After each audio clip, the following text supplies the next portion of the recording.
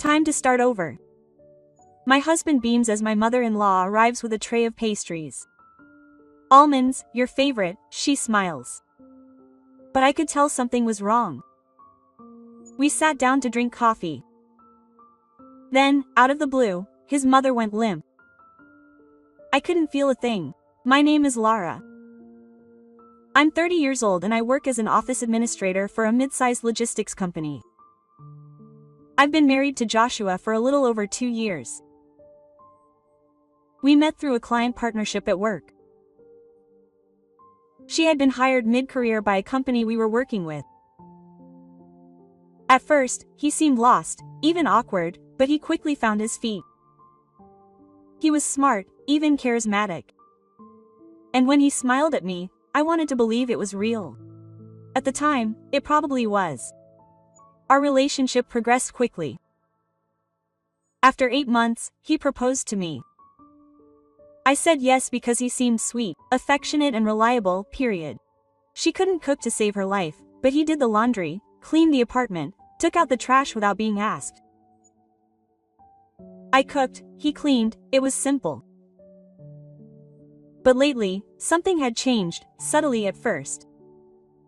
Then glaringly, Joshua had become cold, detached. He barely looked up from his phone. He no longer asked me how my day had gone.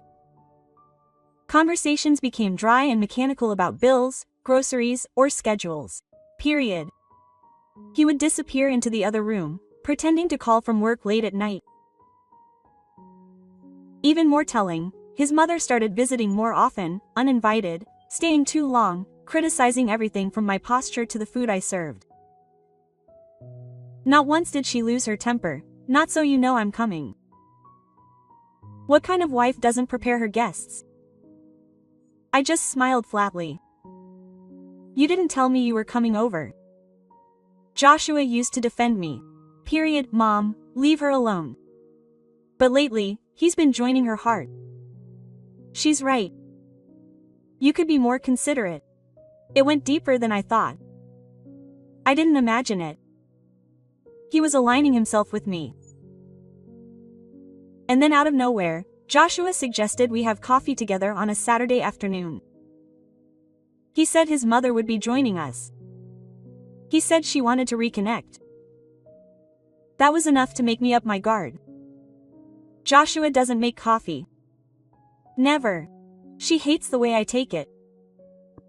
Black, no sugar. And aggressive. But now, suddenly, he wanted to serve me coffee. I didn't feel comfortable.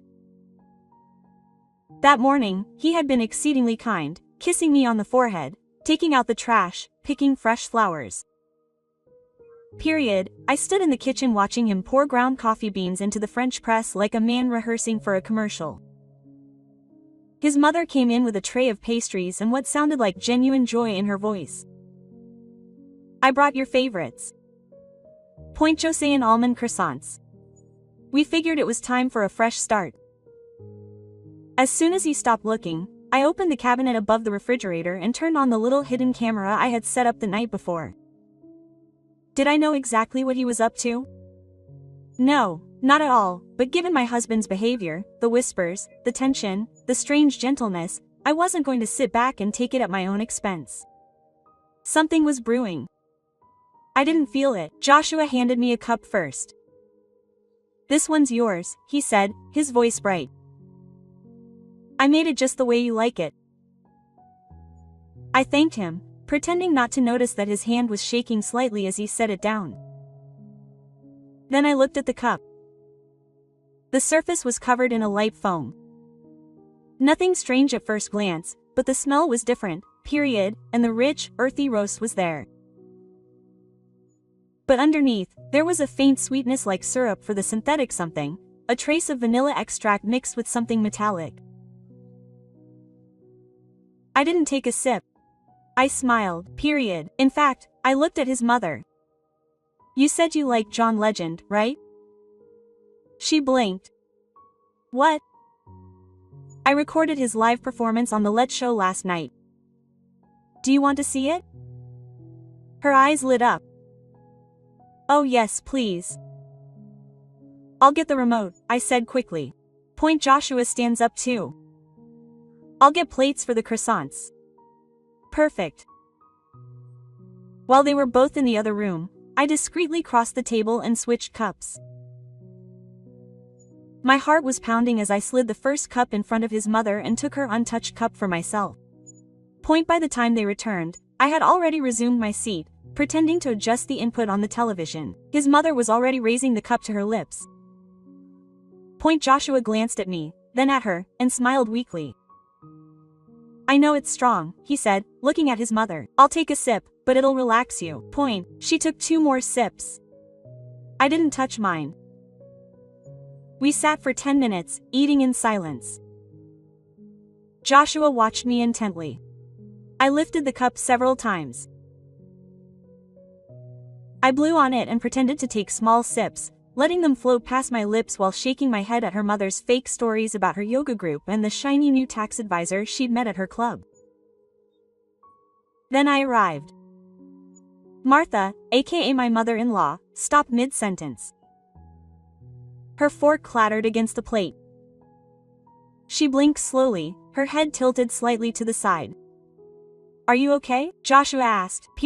She didn't respond for a moment. She gripped the arm of the chair and whispered, I don't feel like it. Her body did that.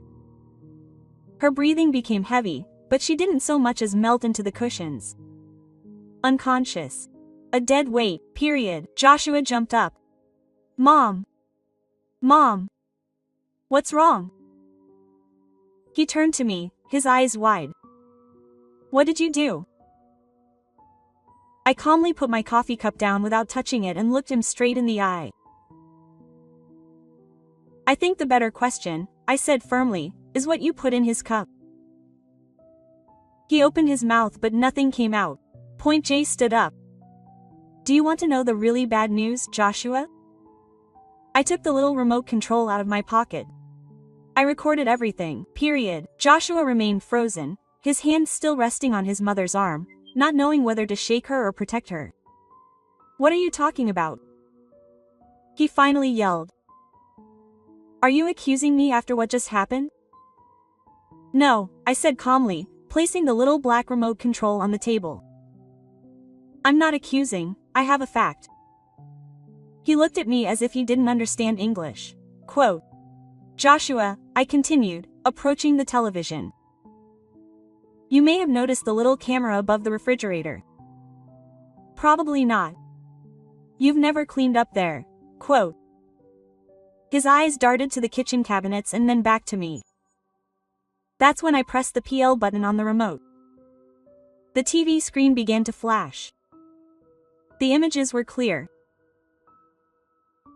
Joshua in the kitchen alone while I was in the bedroom, watching the camera perfectly, measuring something out of a small, unlabeled bottle and adding it to one of the coffee cups. He hummed as he did so. That's when the living room went silent except for the soft background noise of the recording.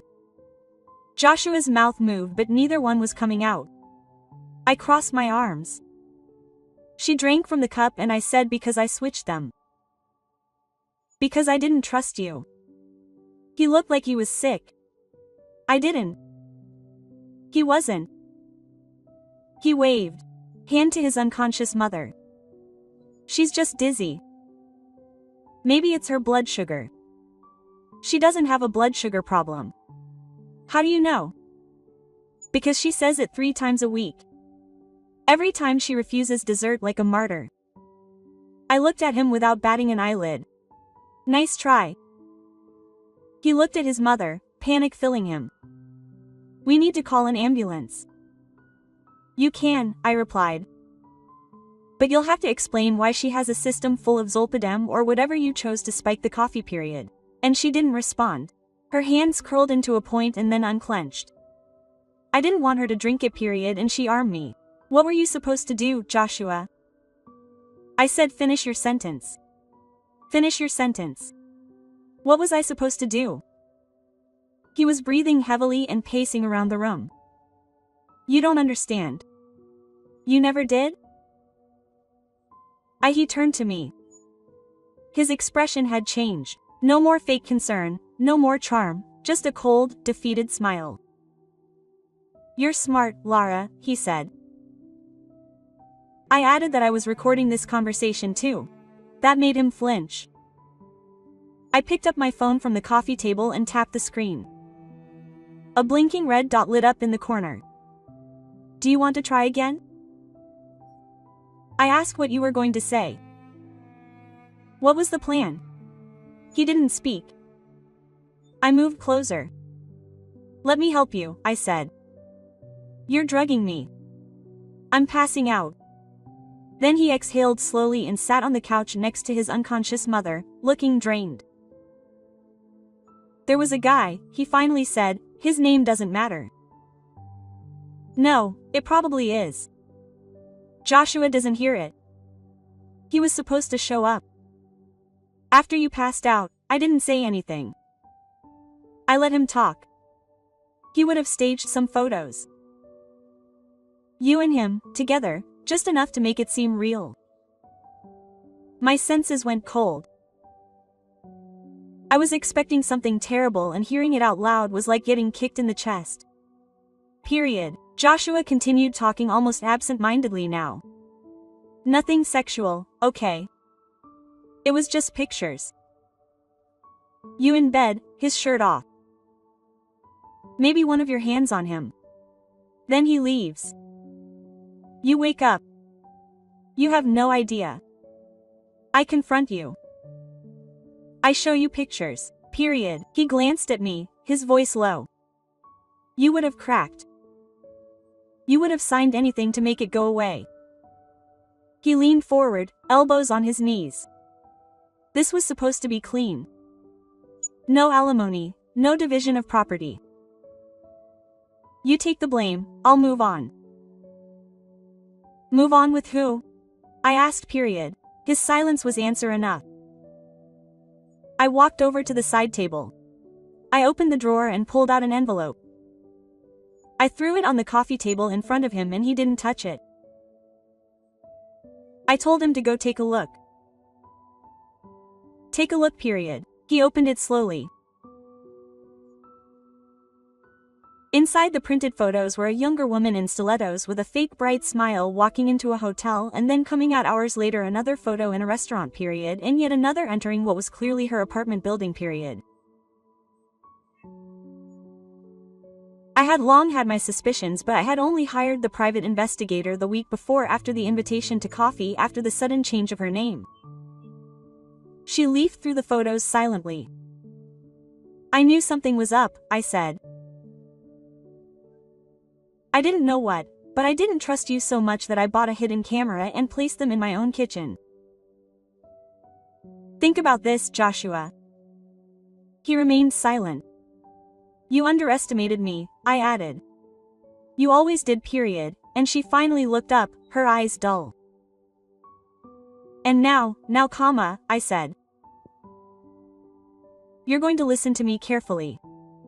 I've laid it out clearly, point by point. You're going to sign the divorce papers. No contest. You're not getting a dime from my wings. You're going to leave the apartment. Period. No appeals. No lawyers. He started to open his mouth, but I held up a finger. If you say a word, I'll send the video to the police and your work and your new girlfriend. I'll also tell your mother exactly what was in her cup when she wakes up. Her face contorted. She doesn't know. She doesn't know. I blinked. So she had played along with a cup of sedated coffee and the plan to trap me with a stranger. Without knowing it. He didn't respond. That's fine, comma.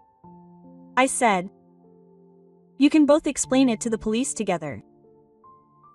You sign the papers today and disappear. He stared at the floor for a long moment. Then he nodded once. Joshua sat there, still staring at the envelope of photos as if they would disappear if he waited long enough. His mother was starting to stir beside him, moaning softly, her eyelids fluttering as her consciousness returned. You should probably call someone, I said, looking at her, not the police. Unless you want them to ask you why your mother's blood contains enough sedatives to knock a grown man down. He didn't answer. He picked up his phone, his hand shaking slightly, and called an ambulance. While he was talking to the dispatcher, I went into the bedroom and pulled a packed duffel bag out of the closet. I had packed it days earlier after setting up the camera. I hoped I wouldn't need it, but somewhere deep down, I knew I would need it when the paramedics arrived. I had gathered everything important. Passport, documents, hard drive, camera backup, and copies of the video stored on multiple accounts in the cloud. Joshua explained in a flat voice that his mother had passed out after a coffee, and she didn't mention the sedative or the plan, but he caught my eye once as the paramedics lifted Martha onto a gurney, and I could see the panic behind the blank stare. They didn't ask many questions yet. She was conscious but groggy, confused, and irritable. I watched down the hall as they wheeled him away on the trolley, muttering that the coffee tasted too sweet. Before I fell asleep again, Joshua stood in the hallway, rubbing his jaw. Quote, "Did you really record everything?" He asked quietly. I did. Yellow to the head once. I'll sign the papers, he said. You'll do more than that. He rolled his eyes. You're going to send me written confirmation of your waiver of all rights to the apartment. And I wanted a notarized deed. No trickery. I'm not going to court over this. I've already said that. Quote. No, I interrupted him. You said you'd sign the divorce. You didn't say you'd give up everything you were trying to steal from me. Quote. He hesitated, and I let the silence hang heavy. Finally, he nodded again. Okay. Fine, I said, turning to leave. Where are you going? Get a lawyer and get out of here before I throw my phone at you. Quote. That's what he did for the next 3 days. I worked with a family lawyer who wouldn't connect when I showed her the video. She watched it silently and then simply said, "We're going to make this really clean." We filed immediately. Joshua didn't contest it. I drafted a formal separation agreement that was free of any financial obligations on my part. He kept his car and personal belongings. I kept everything else, including the apartment, my savings, and my sanity. As part of the agreement, I insisted that he submit a written statement confirming that he would not attempt to contest the divorce or seek emotional damages and that he would not publicly discuss our separation. He signed it, and she signed it in its entirety. My lawyer said that he had probably been advised by someone or had been sufficiently frightened by the legal implications of the content of the video to comply without resistance. That's a good thing. Martha, his mother, spent the night in the hospital for observation. I didn't visit her. I learned from a friend. From a friend that she had made a scene when she woke up, accusing the hospital staff of drugging her and threatening to sue the ambulance company. At that point, she eventually learned the truth, or at least the version that Joshua told her. I don't know how he told it, but since neither of them showed up for the divorce hearing, I assumed it didn't go well. At that point, a few weeks later, I received a package from Joshua's workplace, a standard letter from HR stating that he had resigned for personal reasons. In other words, the video or part of the video had found its way to them. It wasn't my doing, but I wasn't sorry either. At that point, the woman in the photos. Joshua's little side project. She disappeared like the staged life they were trying to build together. Maybe she got wind of what he was doing, Maybe she realized that she could be next if things went south, I got one last text from him days after the divorce was finalized. I never meant for it to go this far. You were always smarter than I thought. I didn't respond. That didn't happen. I sent a photo of the empty space on the wall where the camera used to be, a clean, empty corner above the refrigerator. Then I blocked his number. 3 months later, I was standing on the balcony of my new apartment across town, sipping real coffee with no foam, no additives, no expectations. I decorated the place myself. No trace of Joshua, no passive-aggressive mother-in-law furniture. Just clean lines, sunlight, plants that had flourished. Poing also got a promotion at work. Apparently, when you're not walking on eggshells or cross-monitoring your husband, your brain has room to breathe. Come on. I still think about that day. How close I came to drinking that cup, how close they came to ruining my life.